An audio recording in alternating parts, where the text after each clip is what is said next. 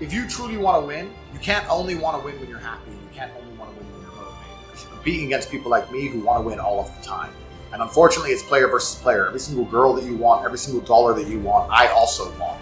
You're competing against men like me who will perform even when it's raining, not only when the sun is shining. And if you're going to be the kind of person who can only do it in one of those scenarios, you are going to lose. You must be prepared to perform all of the time. What we were saying earlier about player versus player is absolutely not really true. If it's player versus player and you're competing against everybody else, because you're competing against everybody else all the time, and you want to also, on top of that, be low energy and lethargic and lazy, well, then you just don't stand a chance of getting wrecked. There are people out here who are prepared to work their ass off. Yeah. If you're not going to be that guy, then you're going to fucking lose. I have a lot of people who message me and say, I struggle with motivation. And my answer is simple. Then stay a loser. If you can't find the motivation to not be a loser, then I strongly recommend you just stay a loser, stay in your lane, and stay out of my way. I have no time for people who cannot find the motivation to fix themselves and fix their own lives. I've been the kind of person who will perform 7 days a week. It doesn't matter how I feel, it doesn't matter what's happened, it doesn't matter if I'm happy or sad, things must be done. And this is the mindset you need to adopt if you want to be a winner. Yeah, happiness is a very interesting subject for me.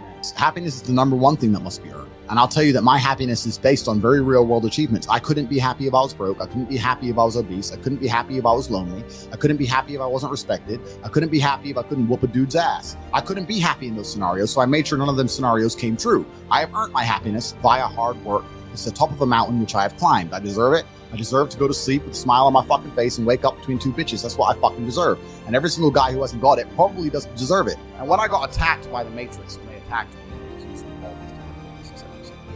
which is numerous and all incorrect, I was explaining, and they were saying to me, oh yeah, but the expectations you're giving of men of life is unfair and all this crap. And I said, no, I'm just saying that the only life worth living as a man is a man of dedication and purpose and becoming important. That's what I'm saying. I'm saying if you're Joe Schmo as a man, it sucks. So stop being Joe Schmo. I'm telling the younger generation that if they don't get up and work hard and make sure that they're important, that the world's not going to give a shit about them. As a man, you're born with no inherent value. You have to become important. You have to go through some pain, go through some suffering to make people care about you. Otherwise, you're not going to matter. And one of the great things about the masculine journey and masculinity is that we've all lived a semi-similar story.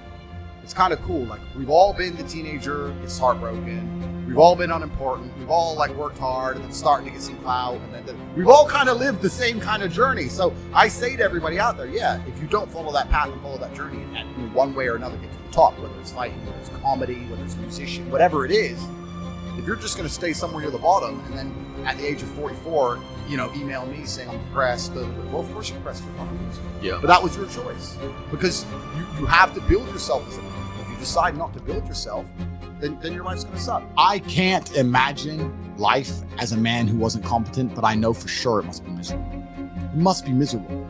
You're a feather in the wind. You're just being blown by the tides of life, and you're just getting knocked from place to place. And you've handed all control of your life over to somebody else. And those people who you've handed control over to, whether it's the government, whether it's your job, whether whoever it is, they care about you less than you should care about yourself. It's just a bad decision to make. Why would I see somebody as my equal? Why would I sit there and see you as my equal when I've suffered my entire life to be valuable? You've refused to suffer and just sit around on your asshole. Good. When I've gone through endless pain to be the man I am, and then you just sit there and talk with reasons. We're not equals. I've been through shit. You decided not to go through shit. That's fine. It's your life decision. It's your problem. Yeah. But you have to live with those decisions. You can't complain now that I get to be top G and you don't. That was your choice. Yeah. So it's kind of, that's the thing about being a man, and that's what I'll say to the kids. It's like, look, you need to get up. It's very, very difficult. It's getting harder and harder, especially for men. It's all clowns, it's all status. There's no way you're going to matter unless you get up and you work extremely hard. And for some reason they thought I was toxic. That's what they wanted me to do. They wanted me to quit and be demotivated. And I'll make it clear now, I've been massively successful on my new platform, Rumble.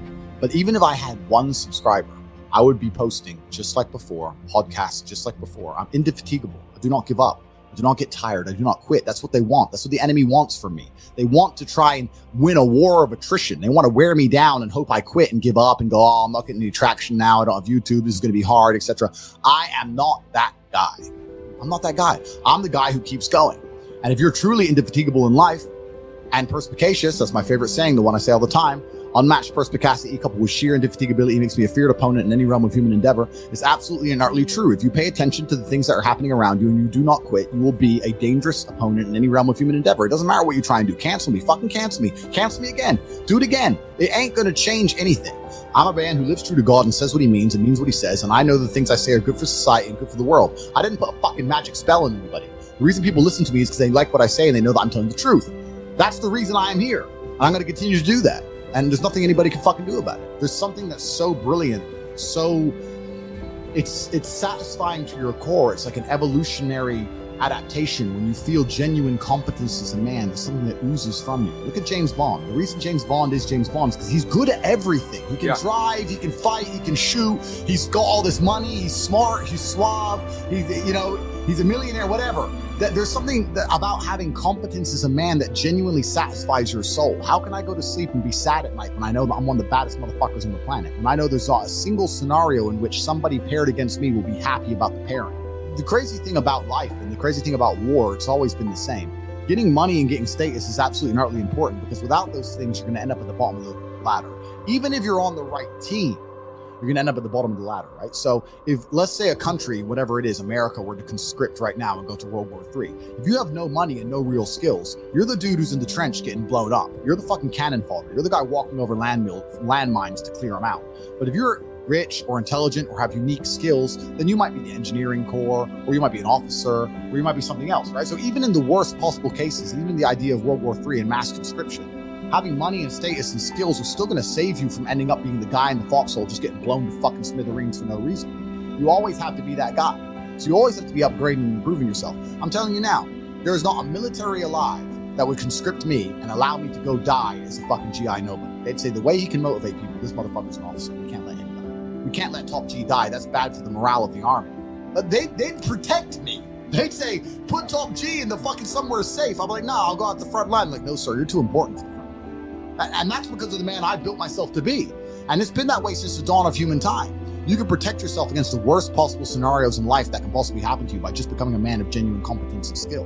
And that's why I don't understand how these men are just waking up each day and not trying to do exactly that. It's crazy. And it's actually amazing. The answer to 99% of questions or conundrums or scenarios that people come up and ask me, 99% of the time, the answer is work hard. My girl left me. What do I do? Hit the gym. My friend died. What do I do? Become exceptional. I'm sad. What do I do? Train. Like, the answer is nearly universal. Yep. It's always working harder is never going to not help. No matter what scenario you're in, working harder is never going to not help you. And it's amazing that I give different versions of the same answer for 99% of the questions I'm asked. Work harder. If you have a problem, whether you're broke, whether you're out of shape, whether your fucking friend dies, whether your girl leaves you, whether you're depressed, whatever it is, working harder is almost always the answer. So you know what you need to do. You need to do it. And what's amazing, again, is kind of like the antidote. If you take the antidote before the poison, then you never get sick in the first place. If you're always working as hard as possible, if you're always working your ass off and trying to be the best version of yourself every single day, then you never get sick in the first place. You're already working, you're already taking the antidote. So things can't attach to you, they can't get hold of you. If my best friend or the worst thing that could possibly happen is my brother or anything happened to them, I know they'd live forever because I'm already amazing. I get to keep them alive forever because I'm already amazing. I've already done the work. I've already taken the antidote to the poison. So if you're working as hard as possible all of the time, then you already have all your answers before the problems even appear. I was working my ass off before the Matrix canceled. And then the Matrix canceled me and I continued to work my ass off. And here I am, more famous than I was before the cancellation. Why? Because I already had momentum. I already had speed. I'd already taken the antidote to cancellation before they fucking hit me with the poison. Working hard is the antidote to everything. So why don't you just do it in advance? Why don't your life just become work like mine? Why don't you just dedicate yourself to a cause and fucking get up and do what you're supposed to do every single fucking day? If you do that, there's very little weapons that the Matrix can forge to attack you with. It's genuinely true.